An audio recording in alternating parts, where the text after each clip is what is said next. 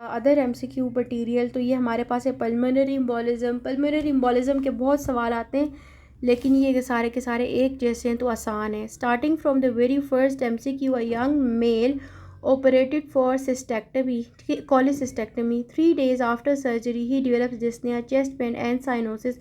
What is the cause? तो it is pulmonary embolism। ठीक है, pulmonary embolism पोस्ट ऑप होता है। मैंने आपको बताया था ना, पोस्ट ऑप जब पेशेंट बेड रिडन होगा, इमोबिलाइज होगा, तो उसकी वजह से पल्मोनरी एम्बोलिज्म जो है वो मेन कॉज ऑफ डेथ है। 55 years old man, known ischemic heart disease patient, presented with recent history of atrial fibrillation, presents with sudden unconsciousness. ठीक है, इस्कीमिक हार्ट डिजीज़ तो पेशेंट को पहले से थी, साथ ही उसको एफिब की हिस्ट्री भी रही है। अब पेशेंट सडनली हमारे पास अनकॉन्शियस स्टेट में आया है, suspected to have stroke due to occlusion of the cerebral artery, most likely the cause is embolism. ठीक है, एम्बोलिज्म क्या होता है? जो हमारे पास थ्रोम्बस होता है वो attach to the walls of the vessel होता है। एम्बोलाई क्या होता है? फ्री होता है। ठीक है, वो वॉल से ब्रेक फ्री करता है अपने आप को, और ये कहीं जाके लॉज हो जाता है, जिसकी वजह से क्या होती है? सडन डेथ हो जाती है। The next is female taking oral contraceptive pills most likely to develop which of the following, तो इट इज़ पल्मोनरी एम्बोलिज्म। ठीक है, ये जो ऑरल कॉन्ट्रासेप्टिव पिल्स हैं ये क्या करते हैं? पल्मोनरी एम्बोलिज्म का कॉज हो सकते हैं, ये ब्लड थिकन कर देते हैं। Diabetic lady presented for operated for cholecystectomy, comes 8 days after surgery and she has developed dyspnea, shortness of breath, sudden chest pain, hemoptysis, cyanosis. What is the cause? तो ये हमारे पास pulmonary embolism, post of patients के अंदर pulmonary embolism बहुत common है। The reason being that they are bedridden और immobilized। एक दफ़ा पेशेंट का अगर ऑपरेशन हो गया तो बस अब दुनिया इधर की उधर हो जाए, वो वहाँ से नहीं हिलते। बल्कि एक मैं इंस्टा पे मीम भी देख रही थी, किसी ने बड़े मज़े की मीम बनाई थी कि सुबह 7 बजे वो उसी तरह लेटा हुआ है, शाम 7 बजे उसी तरह लेटा हुआ है, अगले दिन 7 बजे उसी तरह, अगले दिन 7 बजे उसी तरह लेटा हुआ है।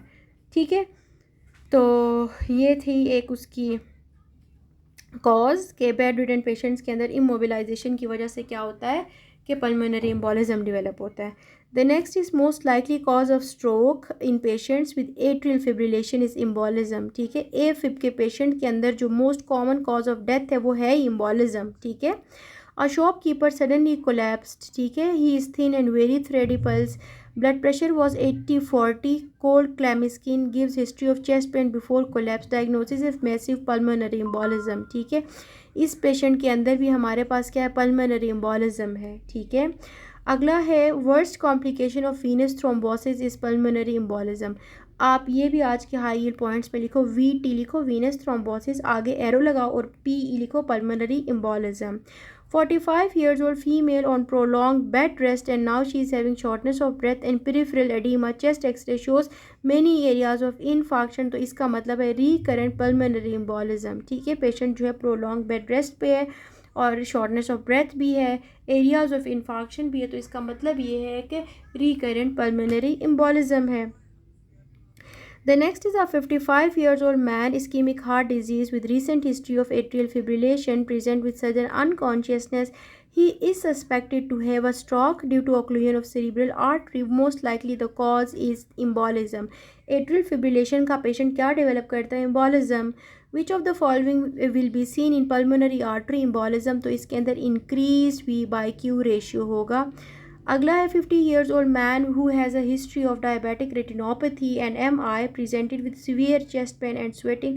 Coronary occlusion was commonly due to embolism। ठीक है, ये जो हमारे पास MI का पेशेंट है, डायबिटिक रेटिनोपैथी है, इसके अंदर एम्बोलिज्म होने का ख़तरा होता है।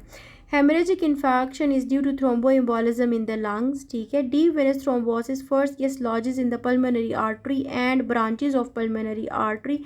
Most common complication of deep vein thrombosis is emboli. ये दो आपके हाई यील्ड पॉइंट्स हैं, आप लिखोगे। Patient was diagnose to have pale infarct, which of the following condition does occur the emboli, does it occur, तो pale इनफार्क किस में होता है? एम्बोलिक या फिर इस्केमिक स्ट्रोक के अंदर होता है। A female taking estrogen therapy to relieve post-menopausal symptoms is likely to have increased risk of thromboembolism। ठीक है, ईस्ट्रोजन्स कह दो या आप ओरल कॉन्ट्रासेप्टिव्स, तो इन लोगों का एक साइड इफ़ेक्ट क्या है? ये इंक्रीज़ करते हैं थ्रोम्बोएम्बोलिज्म के रिस्क को। ठीक है, The next is postmenopausal women is on hormonal replacement therapy for postmenopausal related osteoporosis. What complication she is at risk of? So it is thromboembolism. Female taking estrogen therapy to relieve postmenopausal symptoms will have increased risk of thromboembolism. ठीक है. 55 years old female known case of hematological disease admitted to the hospital with a history of sudden onset of severe dyspnea. Echo was done with severe pulmonary hypertension. What could be the best possible cause associated with this condition? So it is repeated pulmonary embolism. A female patient immobilized for past 6 weeks now develops shortness of breath. She gives history of MI. Triangular shaped hemorrhage is seen in the lungs. Which of the following condition is most likely the cause? So it is thromboembolism. Clear? Also note that ये जो हमारे पास volume air trap to cause the air embolism is 100 cc. Almost 100 cc of air entrapped होना चाहिए so that it can cause air embolism. ठीक है.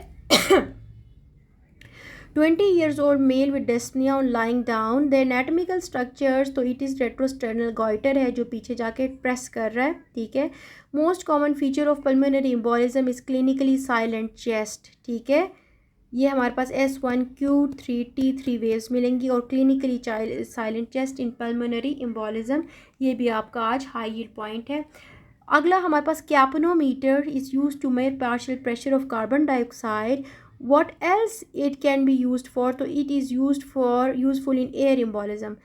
कैपनोमीटर carbon dioxide का partial pressure measure करता है और दूसरा एयर एम्बोलिज्म के अंदर भी हम लोग कैपनोमीटर जो है वो यूज़ करते हैं.